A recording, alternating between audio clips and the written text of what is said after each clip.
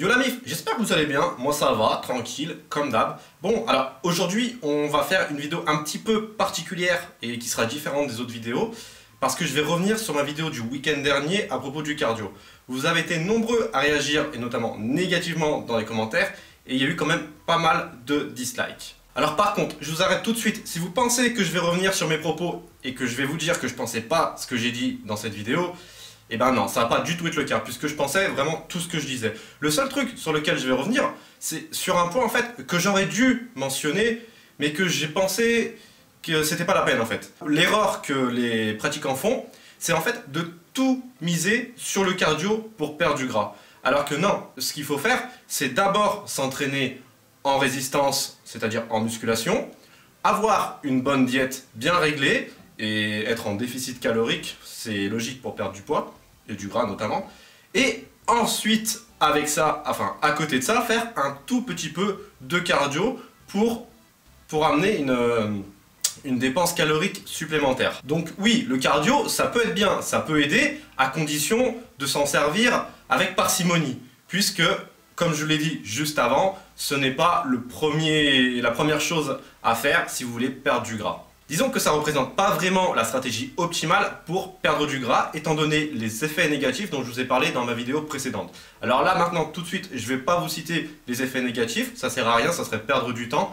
Par contre, je vous invite à aller visionner ma vidéo sur le cardio que j'ai faite juste avant, enfin la semaine dernière, que j'ai publié le week-end dernier, où là, je cite tous ces effets négatifs. Ensuite, dans les commentaires, on m'a demandé de citer mes sources et des articles, ou enfin des études, pour appuyer tout ce que j'ai dit. Alors malheureusement, j'ai pas ça sous la main parce que c'est des articles que je lis, c'est de l'expérience que j'engrange depuis des années. Les articles que je lis, je les sauvegarde pas forcément. Et du coup, après, par contre, au niveau des études, il y a une chose qu'il faut se dire, c'est que les études, c'est très bien, la théorie, c'est très bien, mais l'expérience et le terrain, c'est autre chose. Et chacun réagit différemment, et du coup, il faut adapter la théorie en fonction du terrain. Voilà, alors ensuite, dans les commentaires, il y a pas mal de gens qui m'ont fait la comparaison et qui m'ont parlé des marathoniens, des Kenyans et des cyclistes en me disant « Ouais, alors pourquoi est-ce que ces gens-là qui s'entraînent toute la journée, tous les jours en cardio, ils sont super secs ?» Et bien en fait là, vous vous trompez de débat. En fait, c'est la question qui est inversée. Ce qui se passe, c'est que les marathoniens, les Kenyans, ils sont performants en marathon, en course, parce qu'ils sont secs, ils sont très maigres.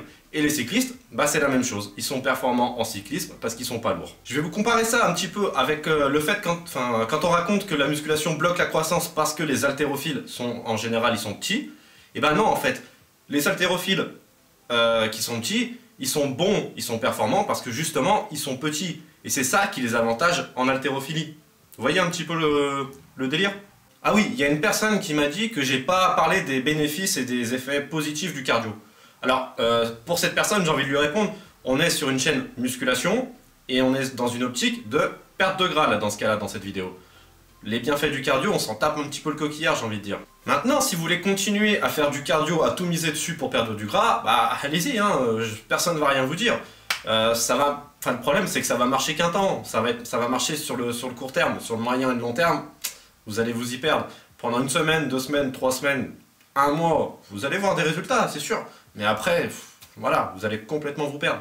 Et enfin, pour rester dans notre optique de perte de gras, faire 5, 10, 15, 20 minutes de cardio en fin de séance, bah ça va pas vous tuer non plus, hein, ça va pas non plus tuer tous vos gains.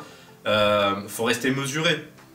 Par contre, ne misez pas tout dessus. C'est le message que je voulais juste vous faire passer dans ma vidéo précédente.